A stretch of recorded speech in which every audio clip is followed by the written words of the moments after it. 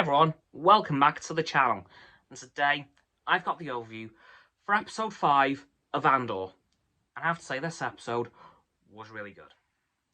This episode had very much a lot of character development for each of the characters. We learn, first and foremostly, that Cinta and Val are in a relationship, which is amazing to see. I can tell those two mix very well together in a relationship, so glad they put that particular thing in. We learn that Skeen isn't very trusting. We learn that Tamarin is also the same, and the other guy, who I can't remember the name of, could potentially be a bit too trusting. Hopefully that doesn't bite him in the backside someday, because I really like him. He's a good guy. He is just pure and innocent, and we need to protect him at all costs. But I can't remember his name. That is incredibly annoying. But of course we had a little bit of character development for Cassian as well, because we learn in this episode that while he is doing a decent job of keeping up his character of Clem, he isn't too good when people are onto him. Because in this episode, a couple of them, including Skeen and Tamarin, were very much onto Cassian, and, well, they now know he's there for the money, but they don't know that Cassian is his true identity. Although I have a strange feeling that in the next episode, when the bank heist will take place, probably, it may get revealed just after the heist, because, well, at that point, he's done what he needs to do.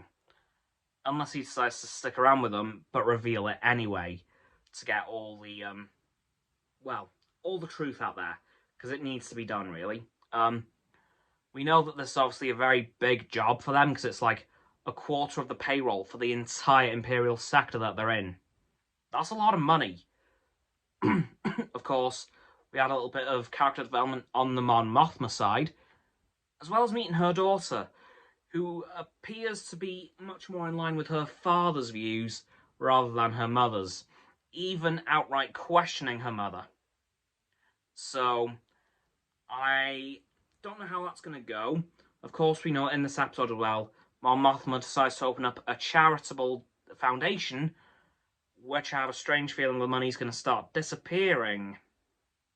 Potentially to the rebellion. In fact, I'll be very surprised if that isn't the case. Hopefully she doesn't get caught for a while, though, because that will get her in a lot of trouble with the Empire. And potentially bust the rebellion. Like, it will be found out that they are properly a thing. Of course, in this episode as well, the Imperial Security Bureau Lieutenant, I think it's Ferrix, might be wrong on that, is actually starting to get onto the rebellion, and the fact that they are becoming a bit more unified across the galaxy. And she even mentions some planets from the sequels. Well, she mentions Fondor for a start, which is actually from Battlefront 2, 2017, as well as Hosnian Prime, which was, as we know, the capital of the New Republic from Star Wars The Force Awakens, which immediately got destroyed on introduction. Whoops. And even Jakku. Even Jakku was mentioned, which was really amazing to see that they were starting to tie in some of the sequel stuff into the original trilogy era. I know this isn't quite original trilogy yet, but it's not far off. Only 5 years away. Yeah, I'm very happy to see that some of those places were mentioned, because, you know, well, they all exist in the same galaxy, so it is nice to see that they were mentioned in this episode. I was very happy about that. Unfortunately, that Imperial Senate scene didn't show up, but I have a strange feeling that will occur soon. Of course, Cyril Khan is still looking for a new job after being, well, fired by the Empire, basically. I believe his uncle is going to take him on. For what? I'm not quite sure yet. But again, we'll find out in the next episode, probably. And next episode's going to be the halfway point. How'd that happen? Well, no, I know exactly how that happened. You had the first 3 episodes in one hit. That's what happened there. But yeah, I think that's going to do it for this video, guys, on the overview for episode 5 of Andor. So please, like this video.